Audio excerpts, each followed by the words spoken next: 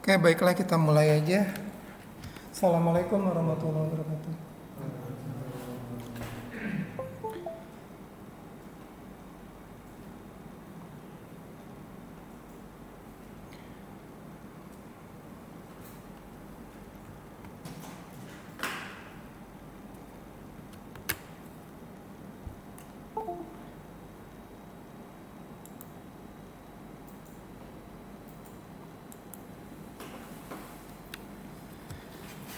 Oke, jadi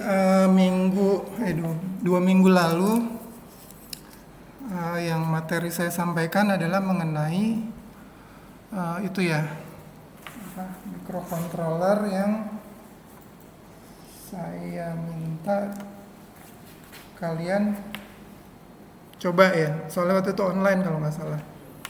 Oke, jadi nggak apa-apa. Sekarang juga kebetulan microcontrollernya ada, cuma nanti kita terangin aja. Jadi ada yang bawa ada yang bawa 8266, silakan dipasang. Nggak ada yang bawa. Oke, nggak ada yang bawa berarti. Oke, coba dilihat kali bawa. Jadi saya mau ngebahas aja jadi.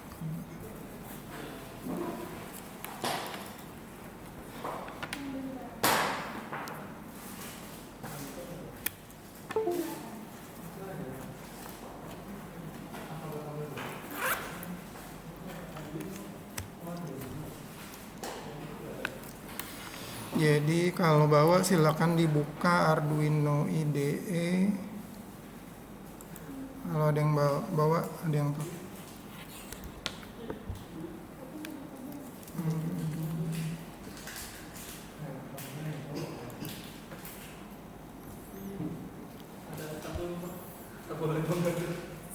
kabelnya nggak ada. Ya udah nggak apa-apa. Jadi Arduino, kemudian kita coba ini dinyalakan, kemudian kita tunggu nyala dulu.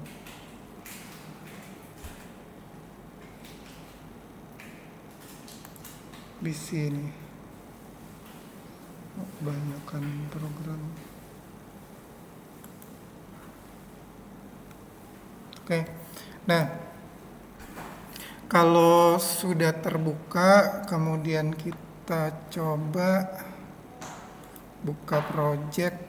Nah, projectnya adalah project yang saya kasih 2 minggu lalu, adalah project yang sudah di share kan saya, yang NMC ini nih 0021. Projectnya yang ini. Jadi ini ceritanya, ini saya tutup projectnya. Ini adalah sama ya. Ini saya sambil kita ini deh compile. Nah, sambil nunggu compile, di sini saya jelasin dulu. Jadi saya buka sambil ngejelasin ini deh. Saya buka new.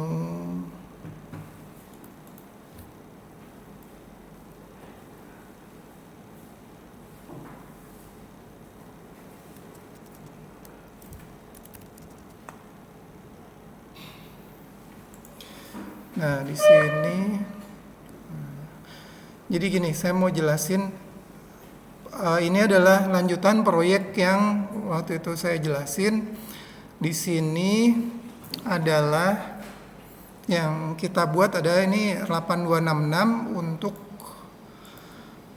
8266 sebagai IoT node gitu ya. IoT node untuk mendeteksi banjir ceritanya. Deteksi banjir atau pokoknya volume air di pintu air. Nah, karena dia IoT, di sini yang dilakukan ini 8266 Kemudian 8266 ini dihubungkan dengan yang pertama adalah ke GPS. Kalian mestinya familiar kan dengan GPS karena ada di Android. Nah, tapi ini terpisah, ini GPS dan antena. Nah, ini fungsinya adalah mendapatkan lokasi. Jadi dia memberi lokasi dan status. Jadi sebenarnya apa sih yang didapetin dari GPS itu? Lokasi bisa macam-macam ya intinya, tapi di sini ada lokasi, lat long ya, lat long, dan kecepatan bisa dan lain-lain. Jadi ini bisa buat misalnya alat tracking, bisa juga dibuat seperti itu. Dan update-nya dan update rutin ya, rutin. Nah, kemudian rutin ini bisa beberapa menit sekali, 1 menit sekali, 30 menit sekali gitu ya, atau berapa detik sekali gitu, atau sehari sekali juga bisa. Jadi ada kasus di mana sehari sekali juga dibutuhkan gitu ya. Jadi saya cerita dikit nih, beberapa udah lebih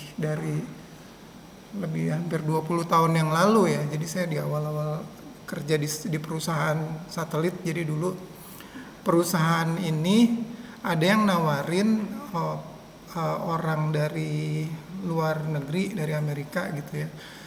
Jadi dia punya kapabilitas untuk mendeteksi, men-tracking peti kemas. Tapi alatnya itu segede Android gini, cuman tebal gitu ya. Dan ini koneksinya ke satelit, nggak pakai GSM ya, nggak pakai handphone, karena di peti kemas kan di laut lepas, di tengah-tengah samudra kan, yang ada cuma satelit. Satelit dapat sinyal GPS, satelit juga, kemudian dia ditempelin di peti kemasnya, kemudian dikasih box yang kuat ya. Jadi ada lapis baja lah boleh dibilang, karena peti kemas kalau sampai kepentok sama peti kemas lain kan nggak mungkin, kalau plastik pasti langsung hancur gitu.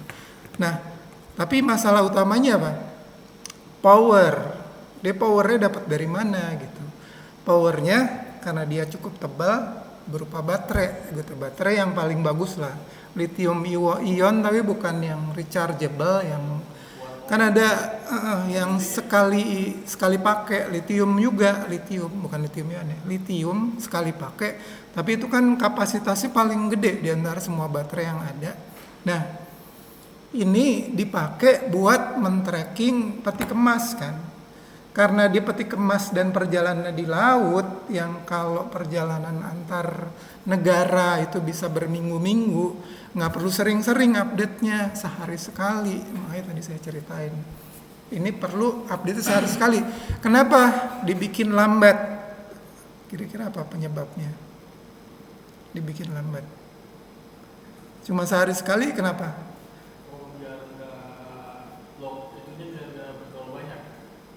Iya, tapi bukan itu. Kalau makin banyak kan makin bagus.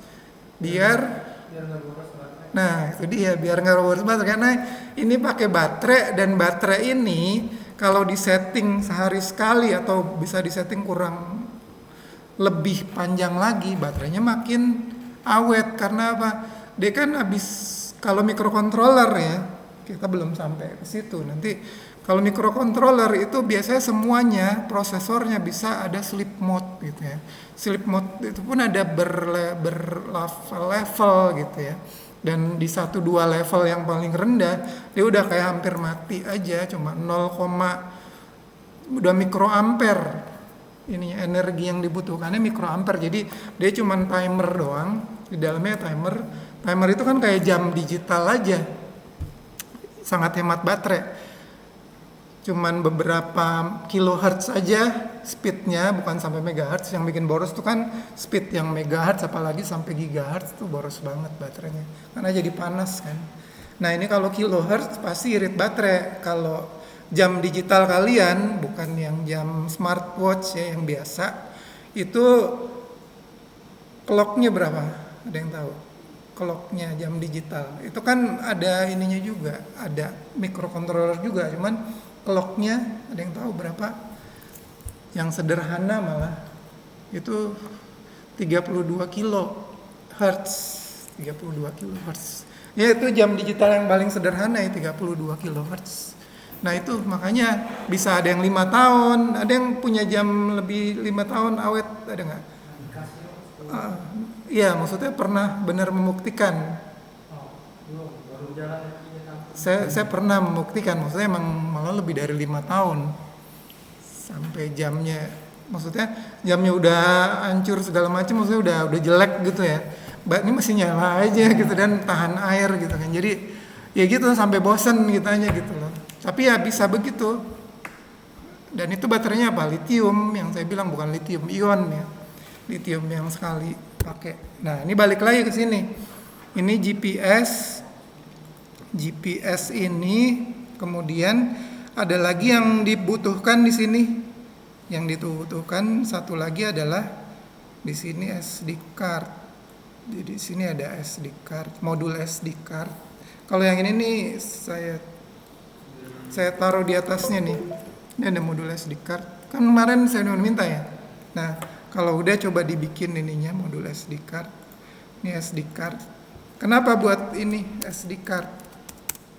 Data logger, jadi data logger gitu ya.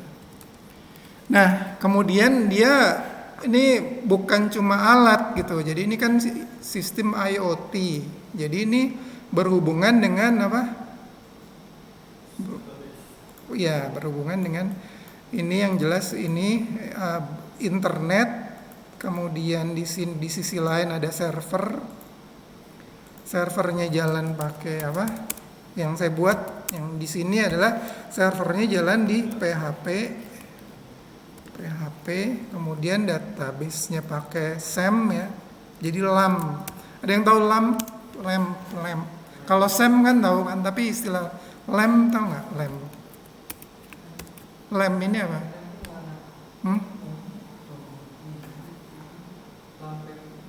Singkatan LAM apa? Singkatannya dari apa? Ininya sih. Jadi apa namanya, intinya adalah ini belakangnya PHP apa ya, ini Apache, ini tengahnya Apache, kemudian ini apa, database. Nah kemudian ini Linux. Jadi kalau SAM itu sebenarnya ininya dari LAM. Jadi makanya pakai produknya SAM aja sama dengan LAM. Jadi MySQL, nah PHP, benar. Oke, enak kan ada internet. Nah, apa aja bisa saya tanya pasti dijawab. Oke, jadi di sini tentu saja di sini ada MySQL-nya gitu ya. Nah, kemudian ini saya jelaskan dari sini. Di sini ini adalah satu sistem yang kita harapkan benar-benar desainnya waktu itu memang ini buat project. Jadi ini benar-benar sistem bukan buat TA.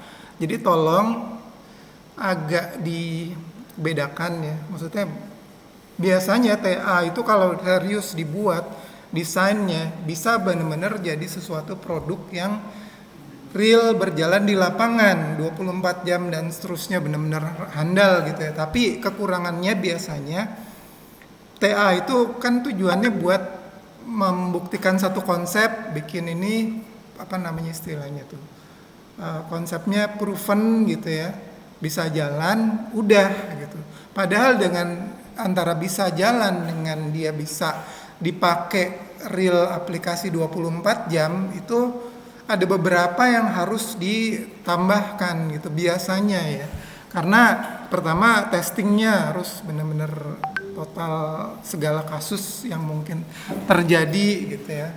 Kemudian apalagi nih yang peralatan IoT nih, saya jelasin lagi. Jadi di sini ini langsung kita ke ininya aja, ke programnya ya. Jadi kita sambil jelasin kenapa bedanya dengan program yang jalan di buat TA dengan real aplikasi gitu. Jadi ini saya jelasin aja, dari sini akan kelihatan nih. Oke, jadi ini dari atas, ini udah selesai di compile.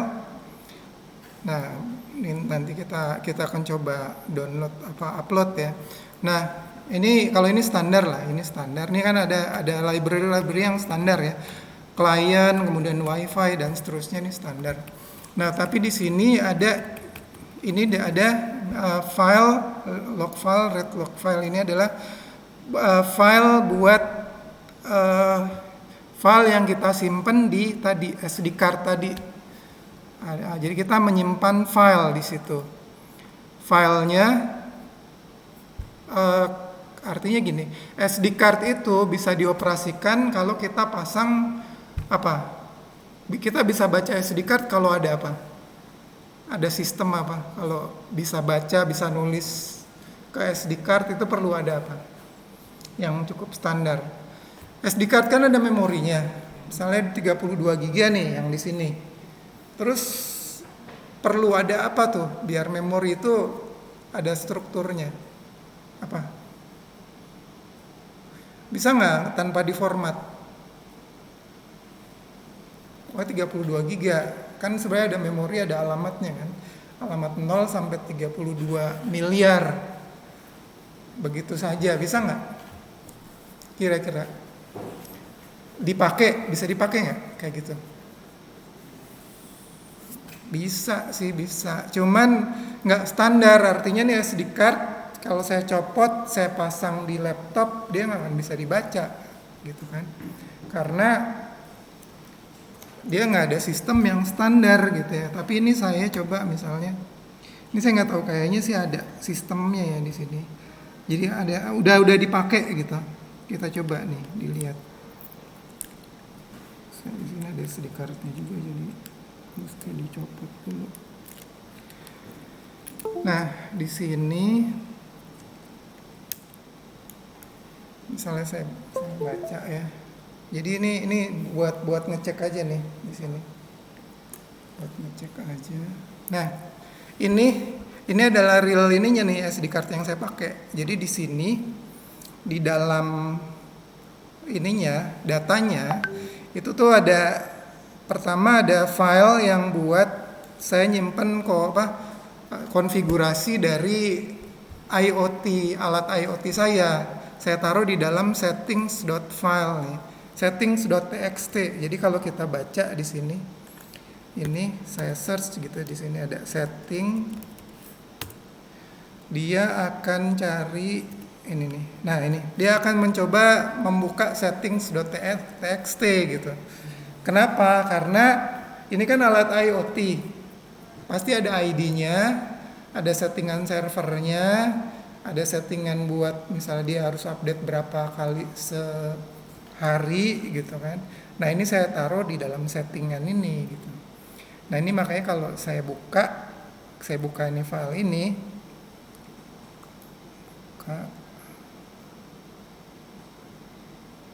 open with ini aja deh, pakai notepad. Nah, ini ya terserah kita sebenarnya, tapi ini kira-kira yang penting ini. Ini ada ID-nya nih Sungai Cilengsi Bendungan 1 gitu. Ini. Jadi setiap ada satu alat ID-nya harus berbeda gitu, karena kalau ID-nya sama ya jadi nggak benar yang mana yang seharusnya ada di situ kan, jadi bingung gitu kan. Oke, tapi ini satu. Kemudian yang kedua, ini kan WiFi, dia nggak ada GSM-nya, jadi dia harus ngirim dengan bantuan ada WiFi gitu ya. WiFi-nya makanya harus ada SSID-nya.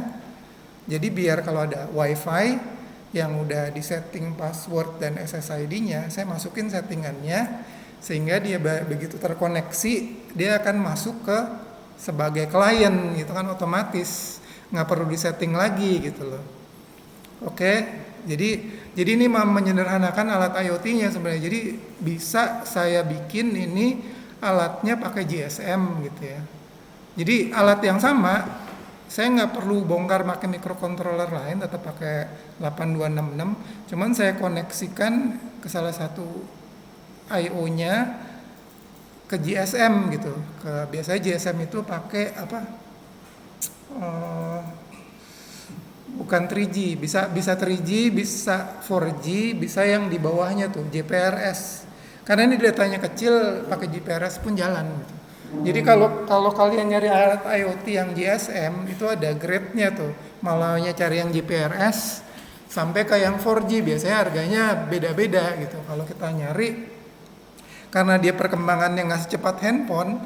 Kalau handphone kita nyari nggak ada yang GPRS atau 3G. Sekarang kita beli handphone pasti 4G atau 5G gitu kan. Karena nggak laku lagi yang 3G dan di bawahnya gitu. Tapi kalau alat buat IoT GPRS pun masih ada gitu. Jadi karena nggak perlu cepet-cepet sebenarnya, nggak perlu cepat untuk ngirim data teks kayak gini sih 1-2 detik udah selesai gitu ya. Jadi nggak perlu cepet. Oke, berikutnya adalah yang diperlukan adalah ini internet address gitu ya. Kalau ini saya buat ngetes pakai Ethernet, pakai LAN. Ini kan ada yang tahu ini address apa kalau 192.168? Address di mana? Di internet atau di intranet? Privat ya. Ada yang bingung? Bedanya apa? Internet address dengan private address? Bisa jawab privat kenapa? Dari apanya? Lokal. Iya, taunya lokal dari apa? Ini kan ada yang saya blok ini apa? Dari connect ke wifi. Enggak, bukan itu. Ini emang wifi, tapi bisa saya kasih www.google.com/apa, dia ngirim ke Google. Karena kan pakai internet dari wifi-nya. Bukan itu jawabannya. Jawabannya di blok yang saya blok itu apa tuh? IP-nya. Iya, IP-nya IP apa? IP privat. Tandanya dari 192. 168. Oke. Jadi yang lain kalau belum tahu 192 168 dua blok gitu ya. 192.168 kemudian belakangnya apa aja x.x gitu ya. Jadi bisa 00, bisa 255, kemudian belakangnya ada lagi kan. Itu selalu private network gitu. Jadi walaupun kalian ada dimanapun, kecuali ada di public internet, dia akan nyari ke lokal network juga gitu. Kalau dia nggak ada lokal networknya ya nggak ketemu gitu. Tapi biasanya LAN itu kan pasti ada. Maksudnya kalau ada LAN pasti, kalau ada internet ada LAN-nya gitu, tapi tidak sebaliknya gitu ya. Jadi kalau kalian nyoba pakai apa nih namanya IP scanner, misalnya saya buka nih IP scanner di sini, saya ada IP scanner, tapi ini saya pakai ini ya, nih Advanced IP Scanner. Ini saya ganti ini dengan networknya. Nah ini kan lab informatika 5G ya. Ini saya bisa scan. Ini yang di scan apa? Local network gitu. Tapi saya bisa scan di luar juga sih, karena nggak tergantung. Ini kan apa namanya? Tujuannya kita nyecan itu kan kita mau mencari sesuatu informasi kan. Kalau saya taruh ini address public, ini namanya jadi hacker. Bagian dari jadi hacker tuh pakai IP scanner. Kemudian saya select di sini apa namanya port yang kira-kira suka dipakai orang, nih kan portnya nih. Portnya misalnya port apa nih yang di Windows biasanya ada vulnerable apa gitu, kalau nggak di close dia bisa masuk lewat situ gitu. Itu kerjaan hacker tuh kayak gitu sebenarnya. Jadi kalau kita udah close semuanya sebenarnya nggak bisa ngapa-ngapain gitu. Kalau kita pakai firewall di setting dengan benar nggak bisa ngapa-ngapain. Tapi biasanya kalau yang sembrono atau teledor kayak kemarin yang di BSI kejadian, itu pasti di Windows-nya yang terhubung dengan public IP ada yang bolong-bolong gitu ya. Jadi ada yang kalau kita lihat lagi misalnya ini pasangannya ini dengan ini nih. Kalau kita buka ini, kita buka di sini resource monitor ya. resource monitor kita buka, kemudian kita buka di sini network gitu ya. Nah, di network ini ada TCP/IP connection. Masih saya kan gedein ini. Nah, itu kita bisa melihat gitu ya. Di komputer saya proses mana aja nih yang pakai IP dan berhubungan ke luar lewat mana aja. Di sini kalau ada hacker yang masuk ke komputer saya bisa mengenali mestinya gitu. Jadi di sini ada misalnya ini kan service host X. Ini kira-kira saya tahu ini apa gitu ya. Kalau misalnya saya punya proses yang nggak dikenalin, ini misalnya Firefox jelas nih dari browser saya gitu kan. Tapi kalau ada sesuatu yang berhubungan dengan internet, kemudian ini ada sesuatu juga yang saya nggak kenal, biasanya ada proses apa yang nggak umum gitu ya. Nah itu patut dicurigai, itu adalah backdoornya dari Trojan horse atau dari apa gitu. Jadi sebenarnya nggak perlu pakai virus. Kalau kalian sering mengamati ini, lama-lama mata kalian terbiasa gitu. Saya sendiri nggak pakai antivirus karena apa? Komputer saya sebenarnya udah ngepas gitu ya speednya, kemudian saya banyak loading yang berat gitu. Antivirus tuh cuman memperberat komputer yang udah kerjaannya berat gitu loh. Kadang-kadang tiba-tiba dia scan, lagi saya butuh CPU lagi kepake buat ini segala macam, tiba-tiba dia nyecan gitu kan. Kayak gitu-gitu, makanya kalau mau nggak pakai antivirus, ya kita coba dibiasakan familiar dengan kayak gini nih prosesnya. Jadi kalau nanti ada yang aneh, kita udah tahu ini nggak bener nih. Ini pasti virus, tinggal diklik kanan, matiin, udah beres. Gitu, nggak perlu pakai antivirus sebenarnya. Dulu saya punya web server ya, server untuk aplikasi, jalan bertahun-tahun nggak pakai antivirus dengan cara yang sama, gitu. Itu Windows juga, bukan Linux ya, Windows server jalannya sampai sempat 2 tahun saya nggak saya restart, nyala 24 jam sampai 2 tahun benar-benar lebih sempat kayak gitu. Tapi ya itu tadi triknya, itu kita harus bisa terbiasa mata kita ngenalin ada yang aneh apa enggak gitu dengan port-port yang open di sini. Ini kan gini nih, remote port tadi tuh. Ini apa nih? Ini kalau loopback ya jelas aman gitu ya, dibilang loopback. Tapi kalau ini 443 terus ada yang hafal portnya, port 80 apa? HTTP port 43 25 berapa? Standar. Port ini 3866 ya. 3. Ya itu artinya kalau kita terbiasa itu kita tahu gitulah kira-kira ini aman apa enggak, dan ini bisa di close gitu. Kalau mau pakai firewall masih mending, tapi antivirus sih kalau saya sih, kecuali komputer kalian sangat powerful ya. Kalau saya sih karena komputer saya udah berat, saya jadi nggak pakai antivirus, tapi saya ngandelin itu gitu. Mungkin bisa pakai, kalian bisa coba trik yang sama gitu ya. Nah balik lagi nih, ini tadi ini kita bisa scan, kemudian kita lihat ininya apa aja yang jalan, prosesnya dan seterusnya gitu ya. Saya balik lagi ngejelasin yang ini. Nah ini setting, kemudian di sini saya settingan ini ngirim data ke ini phpdata.php yang ada di server, nanti kita bahas belakangan. Kemudian ini filenya, dan ini update dari IoT-nya itu 5 menit sekali. Ini saya pakai settingan, jadi 5 menit ini bisa saya rubah, bisa 1 menit sekali, tinggal ngerubah settingan di sini gitu. Gitu. Jadi idenya gimana? Biar kalau saya mau ngerubah alat ini, nggak perlu saya colokin komputer atau dan sebagainya. Saya tinggal bawain SD card, saya ganti SD card-nya, settingannya udah ngikut di SD card gitu. Jadi ini saya balik lagi ke SD card-nya, mana tadi? Isi SD card-nya. Nah, ini setting isi SD card-nya tuh ini note data ini nih.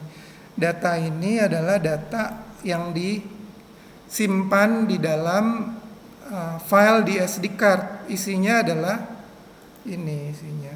Mana tadi? Open with. Pakai apa ya? Ini karena dia comma separated value CSV. Tapi saya buka pakai ini aja deh. Nah, ini isinya. Jadi di sini ini nih enggak. Jadi ini datanya kan gini ceritanya. Kenapa datanya begini? Ini kan saya ngomongin nih kalau kalian misalnya bikin TA gitu ya. Tapi ini satu level di atas itu dari TA menjadi satu hal yang bisa benar-benar diaplikasikan buat real aplikasi gitu. Jadi ini makanya ini saya perlu ada di sini vehicle ID gitu di sini. Kemudian ini kenapa ada API key ini? API key ini gunanya biar ini key ini sebenarnya sesuatu yang terenkripsi kan, tapi ini kebetulan bisa kita lihat. Artinya apa? Kalau API key-nya sama dengan ini, kemudian dicocokin di web servernya sama, datanya berarti valid, bisa diterima gitu. Tapi kalau orang yang tidak tahu API key ini, dia nggak bisa nyuntikin data ke server gitu sebagai data palsu gitu kan. Jadi ini sebenarnya rahasia nih yang ininya nih, API key-nya nih. Nah, ini kemudian ini statusnya banjir gitu. Kemudian vehicle ID-nya yang tadi ini dari tadi settingan tadi Sungai Cilengsi Bendungan 1 gitu kan. Dan seterusnya. Tapi ini yang di sini datanya tidak ada data GPS-nya ini checkable gitu. Jadi di sini saya buat value error. Jadi di sini ada kalau kita di sini misalnya cari checkable. Nah, ini artinya kalau datanya dia ngecek GPS ceritanya. Kalau GPS-nya nggak dapat sinyal, dengan sendirinya alat ini tidak tahu lokasi kan, tidak tahu lokasinya pertama. Kedua sebenarnya kalau dipakein modul lain yang namanya RTS real time RTS singkatannya. Real time modul yang buat ngambil jam, dia bisa dapat jam dan jam dan hari gitu ya, tanggal gitu. Tapi ini buat menghemat menghemat penyederhanaan sistem. Dia nggak pakai RTS lagi gitu. Dia pakai GPS, di GPS itu data dan hari udah bisa dapat juga gitu. Jadi ini saya coba ambil data yang lain nih. Dapat RTS apa singkatannya? RTS lagi. Ya, RTC real time clock. Nah, itu berupa satu modul tersendiri dan itu ada baterainya kan. Kalau lihat ada baterainya dan ada chipnya. Baterainya gunanya kalau kalau ini mati itu tetap dijalanin. Clocknya itu seperti jam tangan aja dia ada rangkaian seperti jam tangan, jadi dia tetap jalanin dan itu bisa disetting dari microcontroller ininya jam dan waktunya gitu.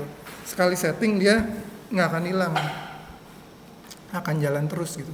Tapi itu sebenarnya kalah bagus dengan RTC, itu kalah bagus dengan GPS. Karena apa? Ada yang tahu? Kenapa bagusan GPS daripada RTC? Mikir aja nih, mikir. Kalau lihat jawaban di internet bisa juga. Hah? Kenapa RTC lebih bagus? RTC, GPS lebih bagus. Iya, tapi di luar itu fungsi waktunya aja. Kenapa fungsi waktunya lebih bagus daripada RTC? Jadi gini, zaman dulu sebelum era Android, tapi udah ada sih di GSM pun dulu waktu itu bisa disinkronisasi kan. Zaman sebelum memasyarakat handphone, ini udah zaman dulu banget ya, awal tahun 2000-an atau sebelum 2000-an.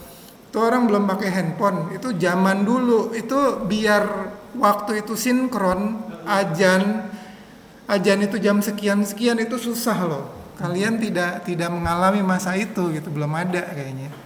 Jadi waktu itu zaman kalian belum ada itu waktu itu bisa suka-suka kita gitu. Yang jelas jam itu paling kalau dianggap 5 menit dalam range 5 menit itu masih bagus banget gitu loh. Artinya masih kalau janjian kok ini ya jam saya agak telat dikit gitu. Tapi kalau sekarang nggak bisa kayak gitu kan, karena semua handphone sampai detiknya pun akan sama gitu, karena sinkron.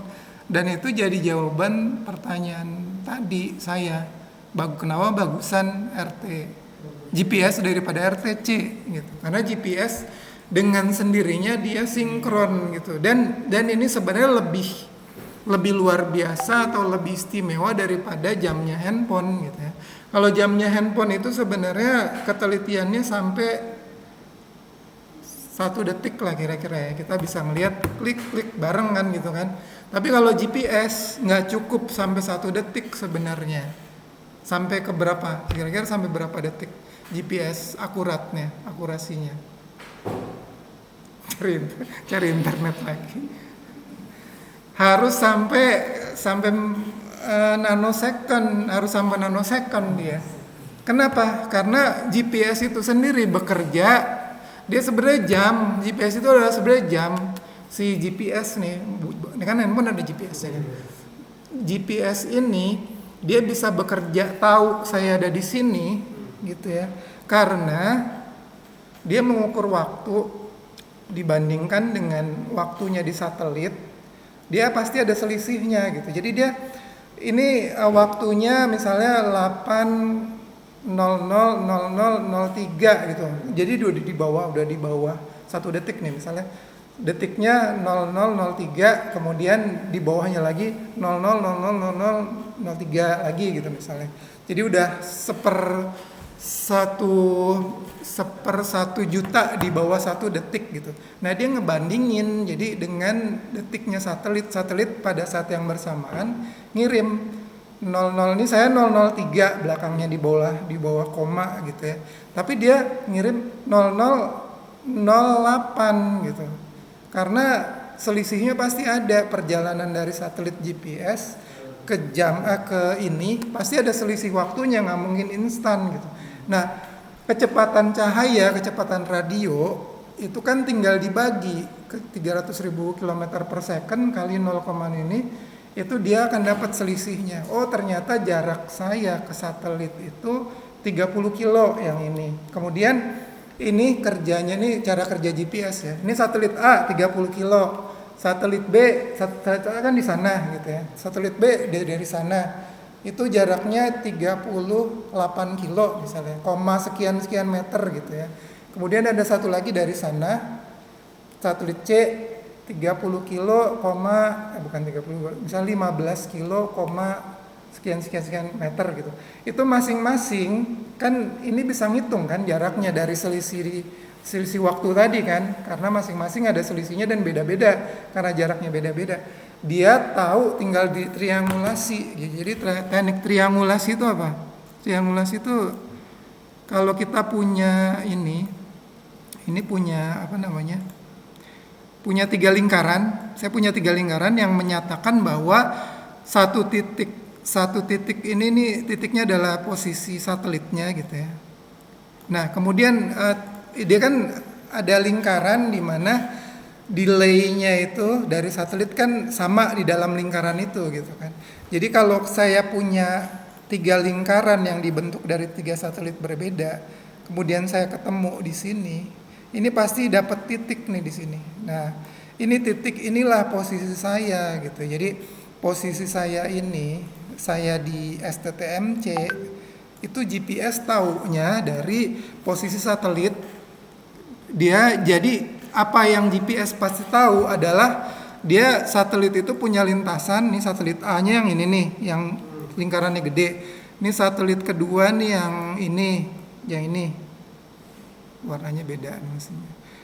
Nah satelit ketiga yang ini, satelit ketiga yang ini gitu kan. Nah, masing-masing satelitnya itu lintasannya ada mappingnya gitu.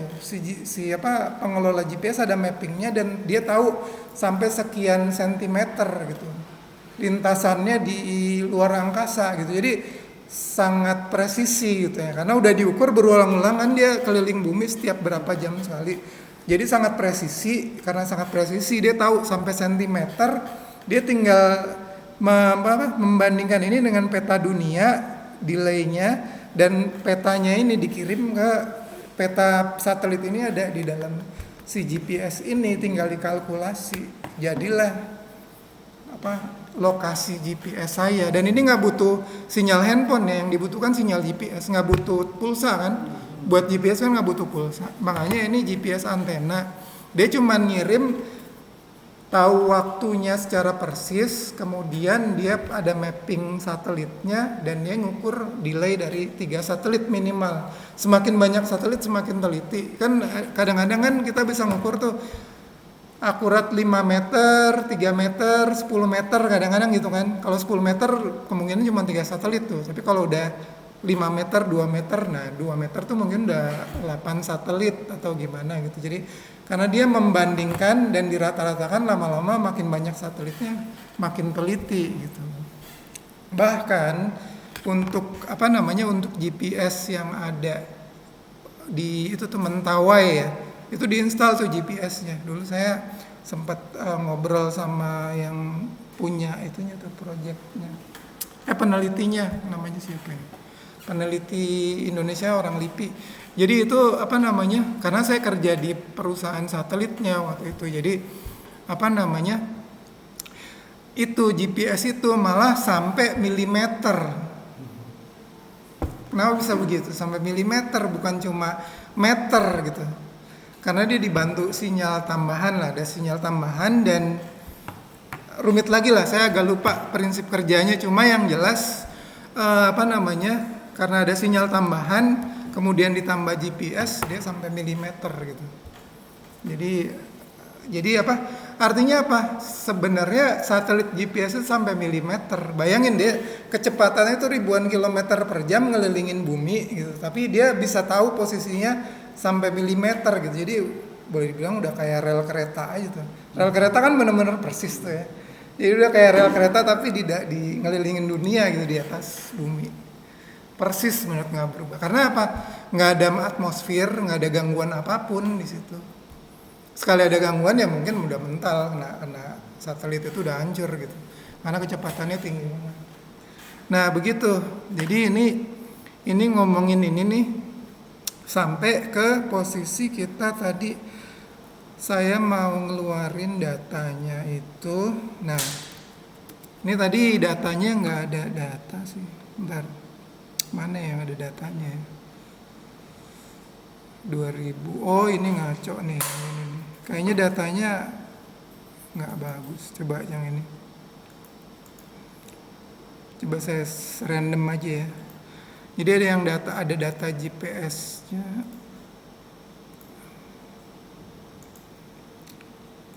Jadi ada format datanya. Saya mau ngasih unjuk format data GPS, itu ada formatnya. Dan itu ini tersendiri lagi tuh, menarik lagi kalau kita pelajari. Nggak ada contohnya, tapi ini ada di format itu, ada di source code saya. Nah ini adalah format GPS. Data GPS tuh begini. Datanya tuh keluar jadi ini saya upload serial monitor. Kan saya upload ke sini. Wah nggak kelihatan ya. Oke lah, nggak apa-apa. Tapi di sini akan kelihatan kalau saya upload nih. Ini agak error nih komputer. Jadi kalau di-upload dia akan keluar datanya di sini. Ini kayak gini. Ini adalah format data GPS. Jadi di sini sebenarnya GPS itu ngirim data berupa data seperti ini, dikirim ke sini. Jadi formatnya format teks gitu ya. Jadi setiap saya ketemu dolar ya, dolar JPRMC, koma gitu ya. Nah ini diperiksa sama microcontroller. Ini adalah waktu nih.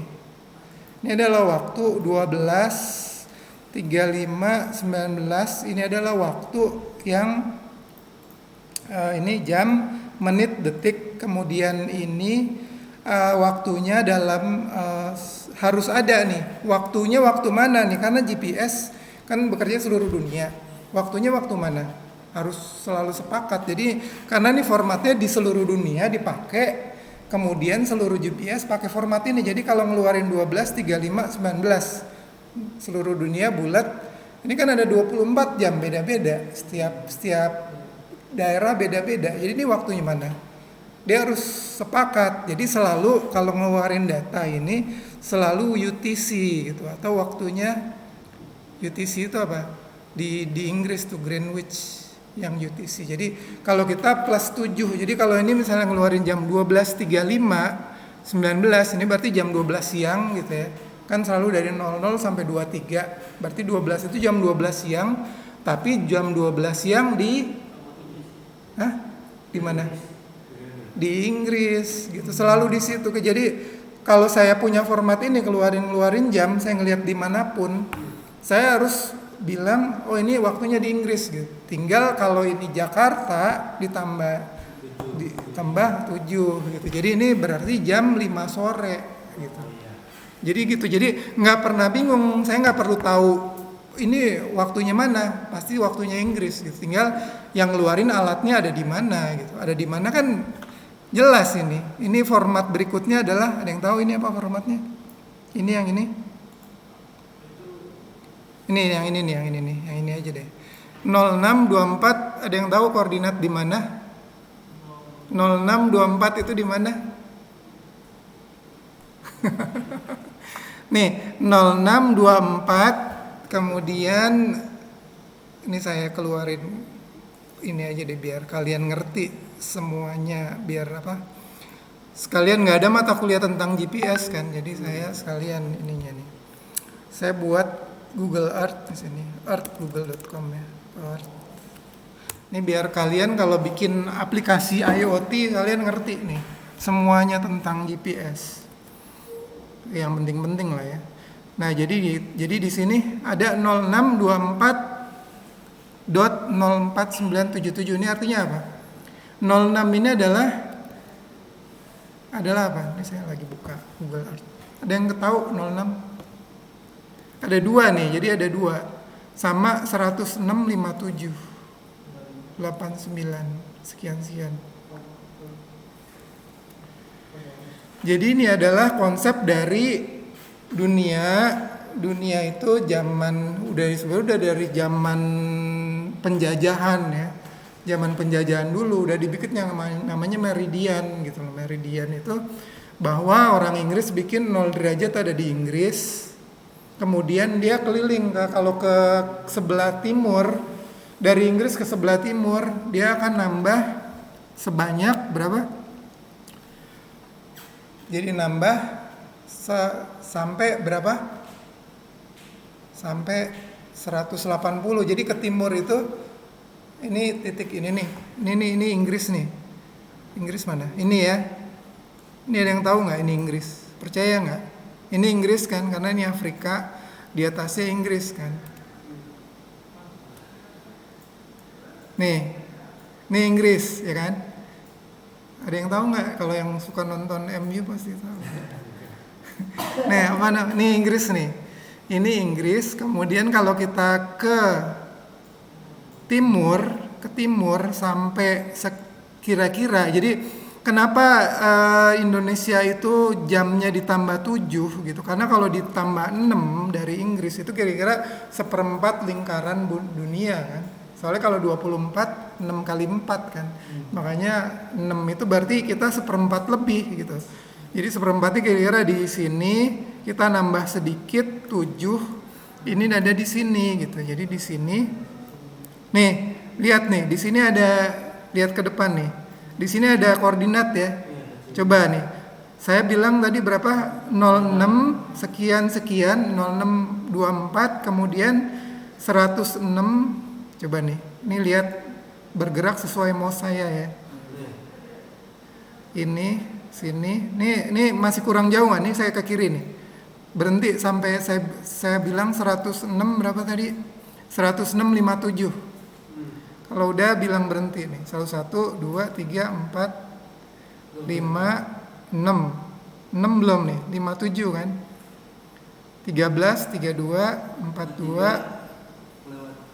Nah, ini 57. Berarti ada di mana? Di sini gitu. Tapi ini adalah longitude-nya, arah timurnya. Arah timurnya udah di sini gitu. Tapi yang masih ngaco adalah arah ininya, latitude-nya. Jadi saya harus bergerak dari sini ke atas bawah gitu. Jadi berapa tadi di sini disebutin? 0624 04 977. Ini saya bisa persis sampai ke genteng rumah nih dengan ini ya. 08997 nih. 0624 049. Coba kita lihat. Ini lihat, ini 7 harus turun kan? Turun 4 3 2 1. Nah, ini north nih. Ini N, ini kan N dibilang. Ini N. Saya ada ininya adalah S di sini, bukan N. Ini S. Jadi harus di bawah khatulistiwa gitu. Jadi kalau N itu di atas khatulistiwa, di bawah khatulistiwa. Jadi saya 657 1657 nih. Ini 106 3041. Ini harus di zoom in ya. Zoom in gini. Zoom in, kemudian saya ke bawah. Ini kemana coba lihat nih. 06 adalah di Jakarta. Ini dapat 66 57 30 nih 40 06 ke bawah lagi 57. Jadi ini saya ini lagi zoom in lagi gitu. Jadi dengan modal itu saya tahu dari mana gitu. Ini kalian sebenarnya kan modal koordinat aja sekarang kalau mau mengetahui sesuatu ada di mana. 1657. Jadi tapi kalian harus ngerti ininya 06 ini 0624 ya. Sementara ini 06 berapa? Oh 6624 ya. Nah, ini ada di mana? Kira-kira di mana nih? Kira-kira ya ada di sini. Enggak jauh. Kira-kira enggak jauh dari Cilengsi. Jadi kira-kira ini 0224. Ini kalau tuh Cilengsi keluar tuh. 24 sekian 6657 34. Oke? Jadi ini ada di Cilengsi, kemudian ini E adalah East, ini adalah South. Ini saya tambahin sedikit nih ilmunya. Tadi kan kenapa saya keluarin bola dunia, saya biar kalian bisa ngerti konsep dari latitude dan longitude gitu. Jadi ini selalu beranggapan bahwa bumi itu bulat gitu kan. Ini dibuat berdasarkan asumsi bumi bulat.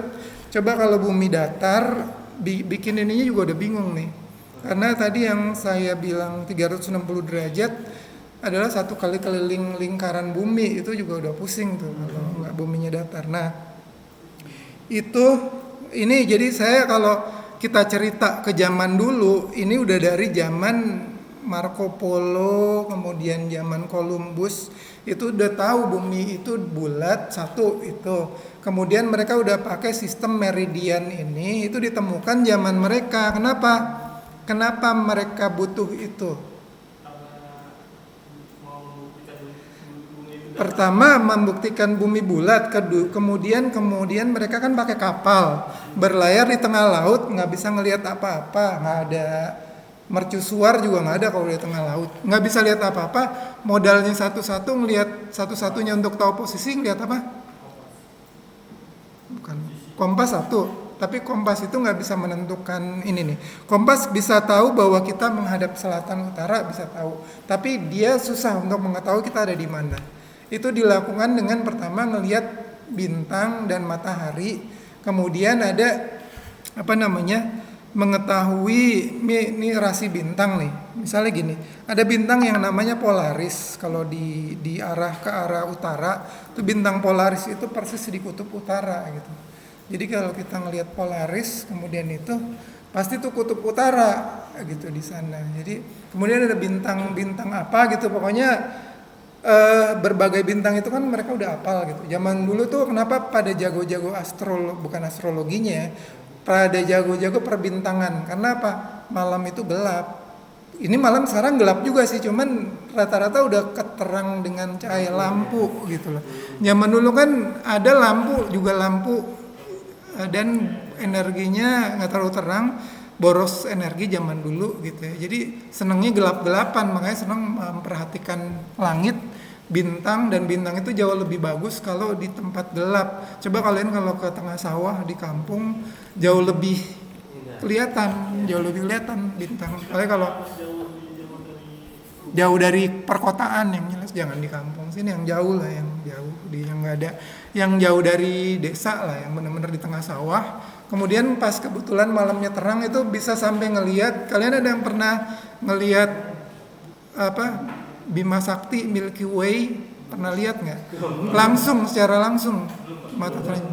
Itu kalau kalian di tengah sawah gelap benar-benar, itu emang kayak kabut dan bukan awan. Karena itu awan kan ini lagi bersih nih, bintang-bintang kan pada nyala kelihatan. Itu ada kabut, dan itulah yang namanya Milky Way gitu. Kalian nggak pernah lihat? Coba sekali-kali main ke kampung yang jarang ada, bener nggak susah ngelihatnya. Benar-benar kabut, ternyata penuh dengan kabut gitu loh, kabut dan nyala gitu. Karena itu satu titik kabut itu bintang satu, makanya ada miliaran bintang di Milky Way gitu ya.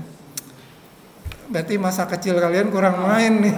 Zaman saya kecil masih lihat itu gitu loh. Ke kampung aja dulu. Tapi itu saya sadar itu waktu di kampung di Jawa Timur sih, emang di tengah sawah gitu, baru ngeliat ke atas. Loh, kalau di kota nggak pernah lihat ini, ternyata bisa kelihatan. Langsung heran karena apa? Kalau awan kan nggak ada bintang, kalau ada awan kan nggak ada bintang. Ini ada bintang tapi ada kabut gitu kan, bingung. Nah itu yang namanya Milky Way gitu. Nah, Bima Sakti kalau kita bilang. Dan itu nggak akan berubah gitu karena itu bintang gitu ya, beda dengan awan. Dia sampai puluhan tahun, jutaan tahun nggak banyak berubah. Kalau jutaan tahun nggak banyak berubah, tapi kalau puluhan tahun nggak akan berubah. Bener-bener kalian satu titik di situ disorot pakai teleskop, ya titik itu selalu di situ, nggak akan berubah. Umur kita terlalu singkat dibanding umurnya bintang gitu. Bintang kan bergerak sebenarnya kan, tapi gerakannya terlalu kecil untuk umur kita gitu. Jadi gini, matahari mengelilingi Bima Sakti, benar kan? Tapi kecepatan mengelilinginya berapa kali sekali keliling? Kalau bumi ngelilingi matahari 1 kali 1 sekali ngelilingin matahari berapa bumi? Hah? Bumi ngelilingin matahari sekali keliling berapa lama? Ini bumi nih, kalian lihat gambar bumi nih. Nih ngelilingin matahari berapa lama sekali keliling? Masa nggak tahu? Ini nih makanya terlalu gadget anak-anak sekarang. Zaman dulu itu natural banget gitu, maksudnya apa? Jadi gini, kalau kalian tahu rasi bintang, kenapa rasi bintang ada 12? Jadi, nih saya cerita dikit, agak melenceng tapi nggak apa-apa, biar kalian hal-hal yang basic tuh harus ngerti gitu loh. Ini matahari, ya ini matahari ini saya gambarinnya, padahal ada ini cuman aplikasinya susah sih. Bisa dirubah jadi nggak nyorot ke bumi sih ini. Jadi dia kalau dia dibikin matahari, kemudian ini bumi, keliling satu kali keliling berapa? 1 tahun gitu aja, karena masih 365,4 hari gitu, makanya harus ditambahin setiap 4 tahun satu hari tambahan jadi 366, karena 365/4 hari itu pun masih sekian detik, masih ditambahin sedetik, jadi ntar harus ada penambahan detik lagi gitu. Tapi intinya itu 365/4 hari itu 1 kali tahun ngelilingin bumi gitu kan. Terus kalian dibilang ada rasi lahir rasinya apa, misalnya Sagittarius gitu. Kenapa dibilang Sagittarius?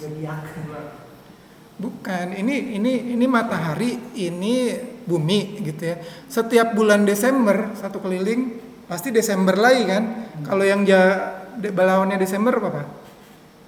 Di seberang sananya Desember apa? Januari.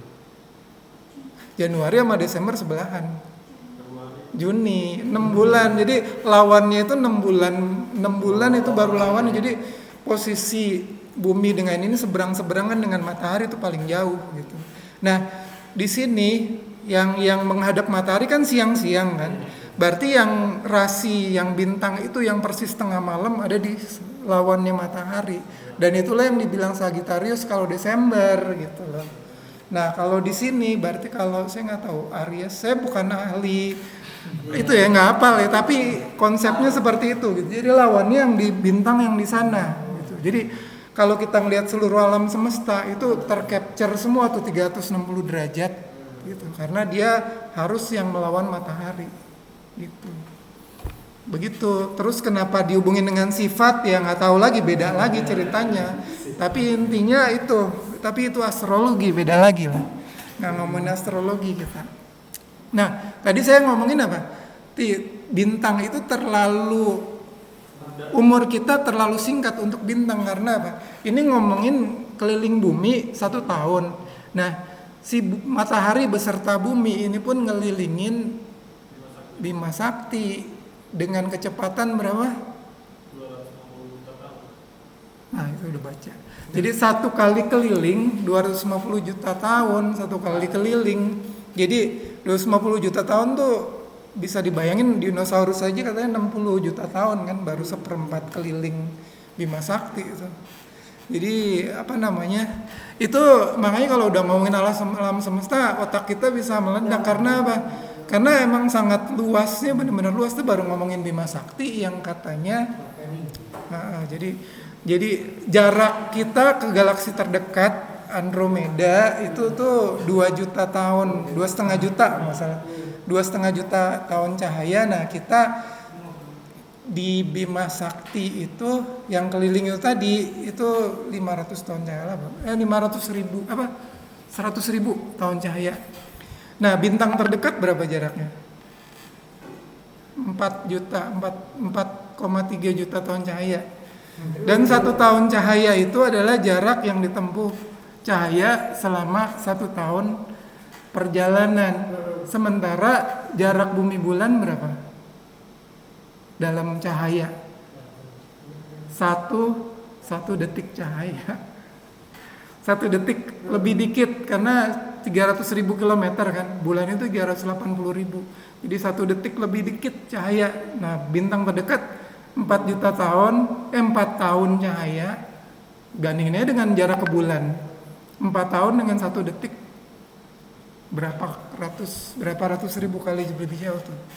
Jadi itu ke bintang terdekat, dan bintang terdekat ke galaksi Bima Sakti aja ada 100 miliar bintang. Itu baru ngomongin galaksi 1 gitu. Dan manusia baru tahu bahwa kita galaksi itu ada banyak, belum ada 100 tahun. Dan setelah kita tahu itu, tahu lagi bahwa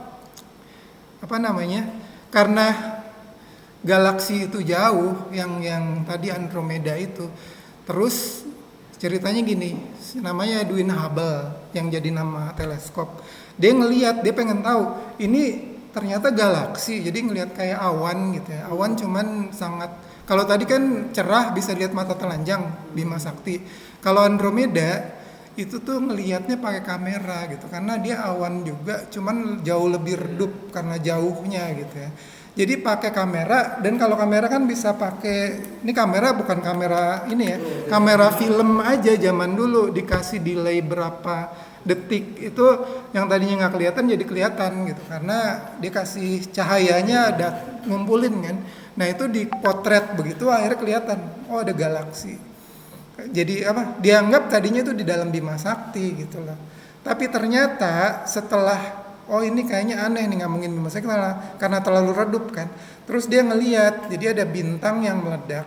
Bintang meledak itu kan karena saking ratusan miliar bintang di situ, tiba-tiba dia yang meledak setahun 2 tahun sekali ada 1 gitu.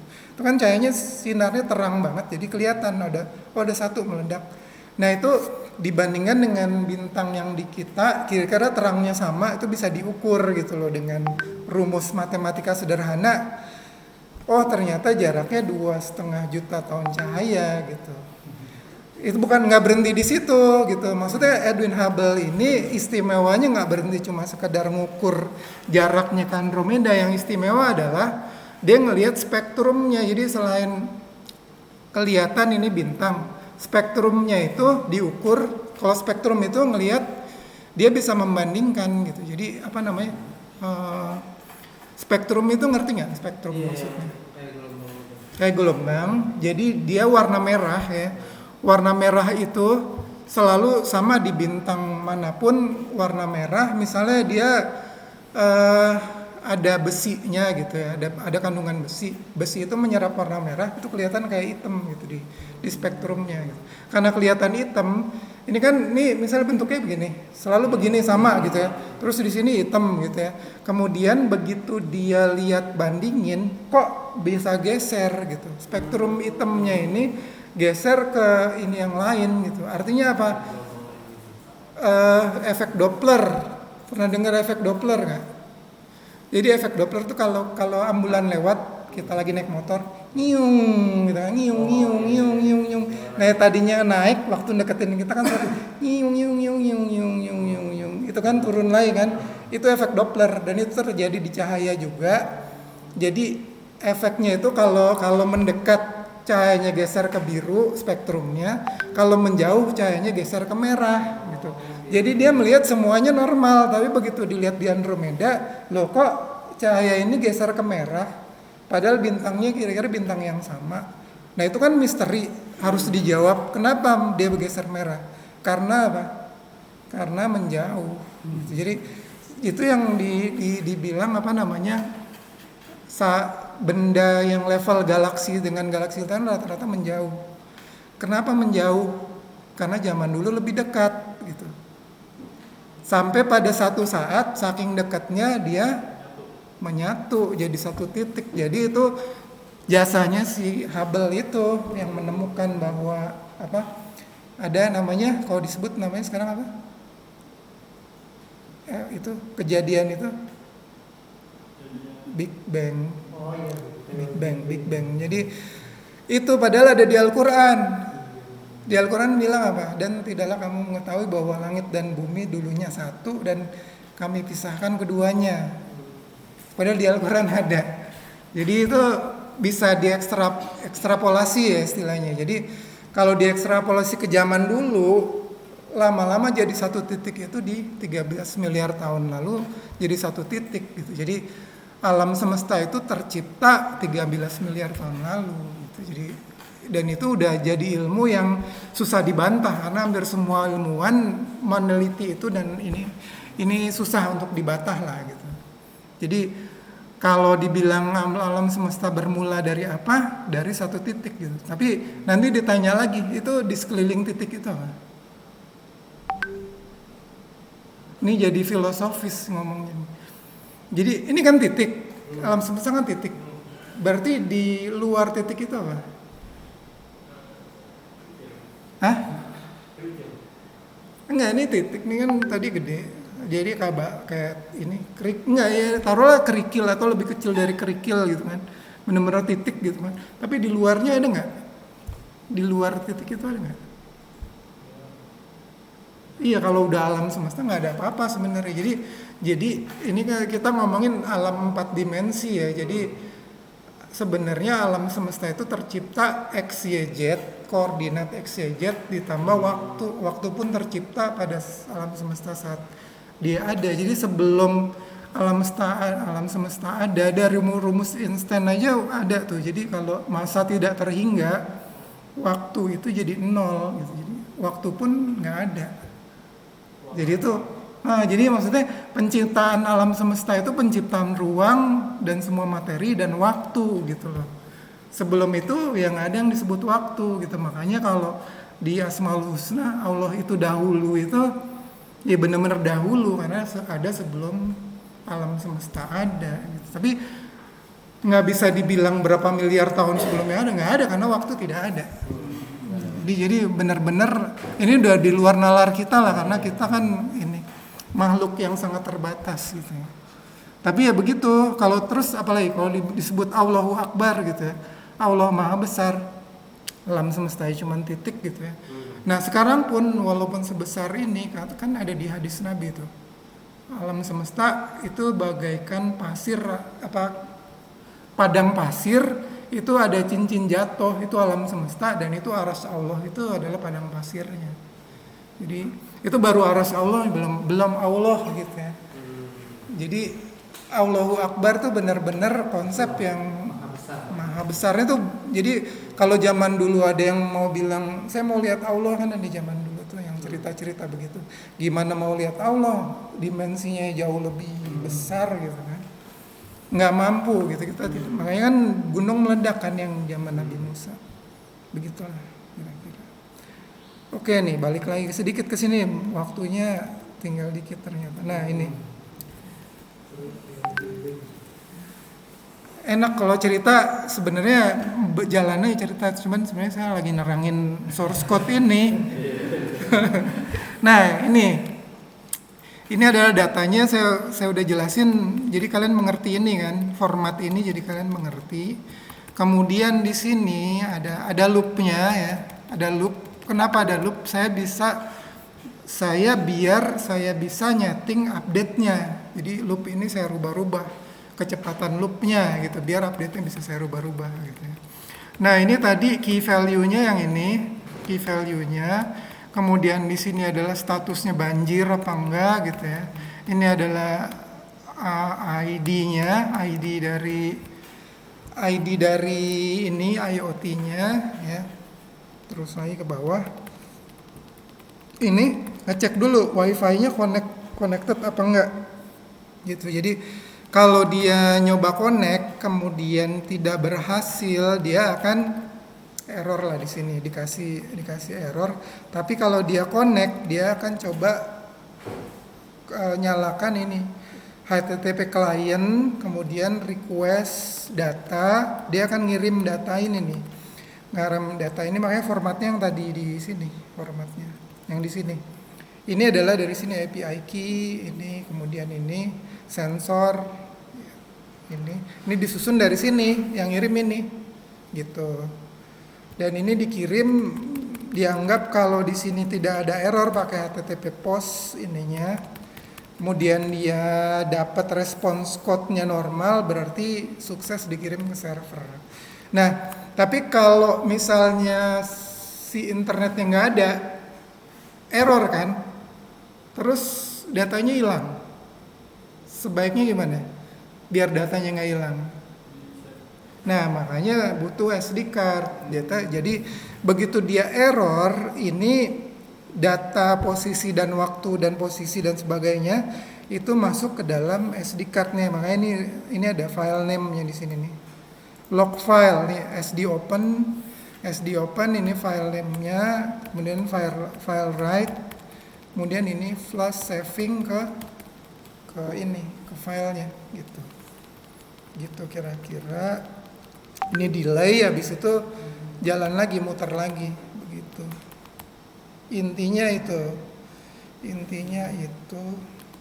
Nah, itu kalau jalan bagus kan berarti dia datanya sukses di save dan dikirim gitu. Tapi apa yang terjadi kalau misalnya datanya yang udah dikirim tiba-tiba dia di save kan karena nggak ada internet. Tapi kalau tiba-tiba internetnya nyala gimana? Data yang ada dikirim diapain? Yang di save diapain? Otomatis dikirim. Jadi di sini ada blok lagi khusus untuk meriksa data-data yang di sini. Jadi gini cerita cara kerjanya. Selama data di sini ada, dia akan dikirim gitu. Pokoknya semua data yang di sini adalah data yang tidak berhasil dikirim. Jadi begitu dia selesai dikirim, sukses, datanya dihapus. Dan ini menjamin data itu tidak redundant. Kalau di redundant nggak apa-apa sih sebenarnya, karena datanya persis sama, ditimpa sesuatu yang persis sama kan nggak akan berubah apapun kan. Jadi 2 kali 3 kali pun nggak apa-apa sebenarnya, karena datanya persis sama sampai detiknya, mikrodetik sama, kemudian koordinatnya sampai ke ini nih. Kalau kita ngelihat koordinat yang ini saya jelasin lagi nih. Yang koordinat yang tadi 8 mana tadi? Yang di atas. Yang ini koordinat GPRMC tadi ya. GPRMC ini kalau hafal jadi enak nih tuh kan. Dapat GPRMC, ini adalah koordinatnya. Nah, ini kalau kita koordinat yang ini misalnya ini yang 0624, ini nih kira-kira ini 100-an kilo, ini adalah puluhan kilo ya. Ini adalah 1 kiloan. Nah, ini meter nih. Jadi ini semakin ke sini ini adalah senti satuannya. Ini udah 1 senti gitu. Jadi ini semakin deket sini adalah data yang ini berubah-ubah nih. Kalau kita dapat data yang ini, kemudian data nextnya pasti berubah-ubah karena GPS kan memang nggak persis kan. 5 meter akan muter-muter di situ kan. Nah, ini yang ini akan berubah-ubah terus nih kalau kita dapat datanya. Yang ini pun berubah-ubah yang bagian ini gitu, sesuai dengan data GPS-nya gitu. Kira-kira begitu. Oke, sementara saya cukupkan aja. Ada pertanyaan sampai di sini? Bebas deh pertanyaan apa aja tentang apapun.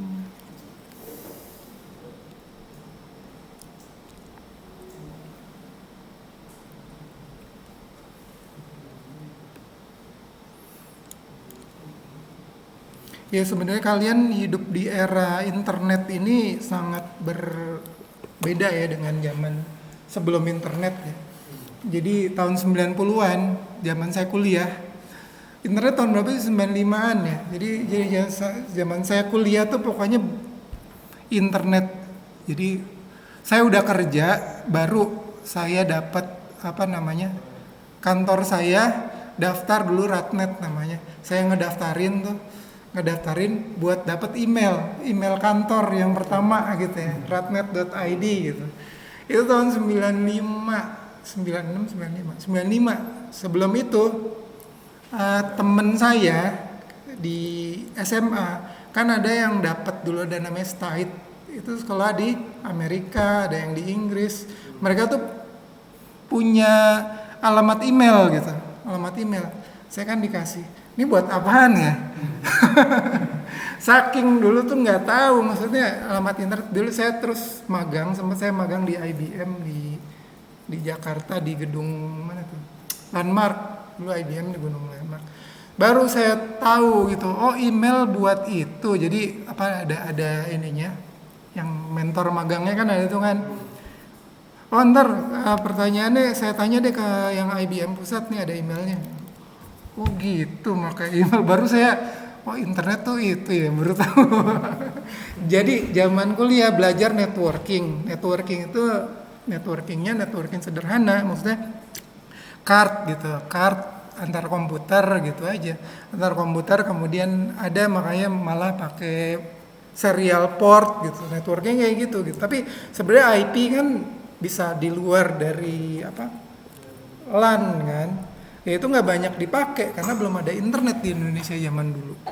Di UI ada komputer canggih-canggih ada, tapi ya satu gedung gitu. Oh ini ngubungin antar gedung, itu pun udah kayaknya dulu udah bagus ya, enak ya.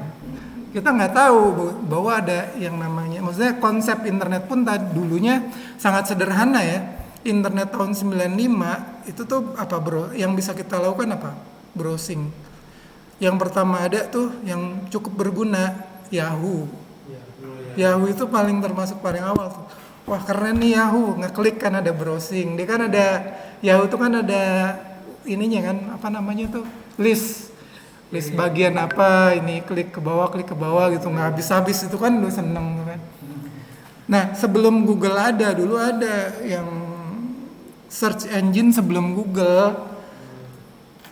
Saya dulu pakai itu sebelum ada Google gitu, maksudnya udah kerja. Tapi maksudnya search engine dulu namanya Alta Vista, masalah yang paling terkenal sebelum Google ada. Tapi Alta Vista kenapa Google jadi ngetop? Saya tahu ceritanya karena ngalamin gitu. Kalau kita searching pakai Alta Vista itu suka berubah, dan kadang-kadang karena dia dapat sponsor terus dibayarin gitu. kan berlomba paling atas.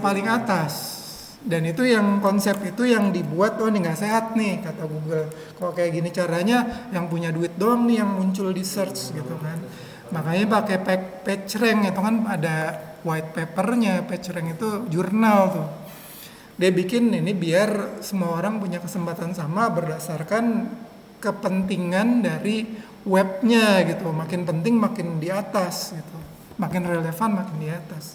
Bukan makin bisa bayar makin di atas, itu bikin hancur tuh. Karena yang itu tadi Alta Vista tuh ya nggak terlalu nyadar sih, tapi begitu ada Google kayaknya lebih enak dipakai gitu aja. Akhirnya pindah lah, banyak orang pakai Google.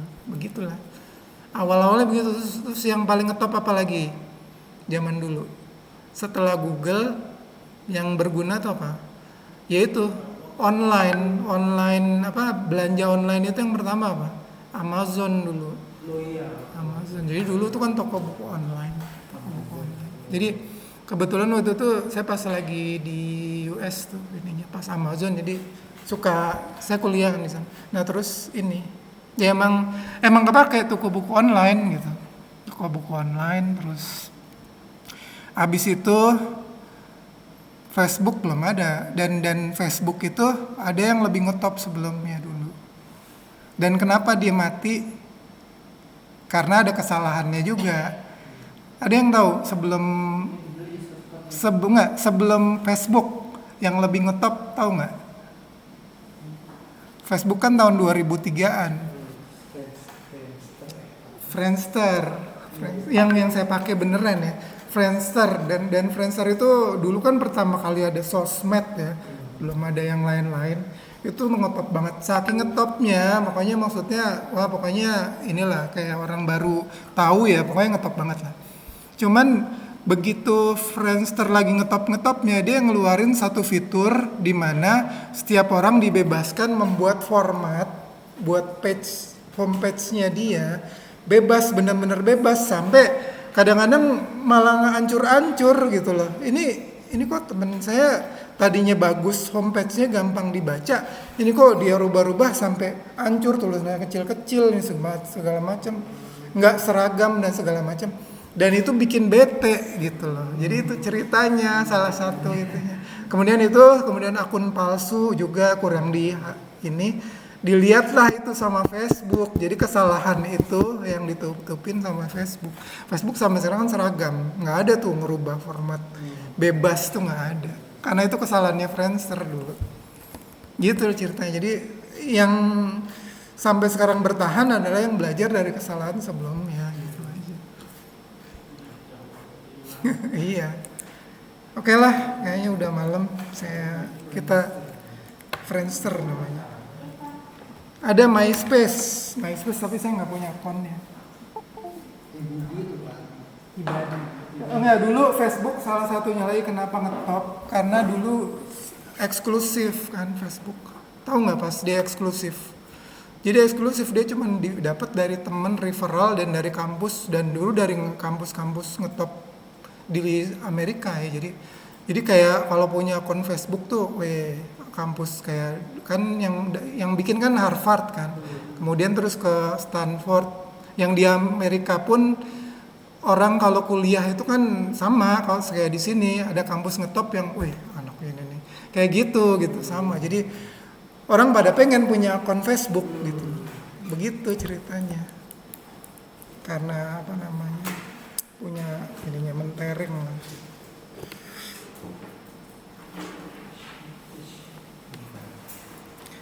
Oke, kita tutup. Ada pertanyaan terakhir sebelum saya tutup? Cukup, udah banyak ya, saya ngomongnya banyak. Oke, kita tutup dengan membaca doa kafaratul majlis. Assalamualaikum warahmatullahi wabarakatuh.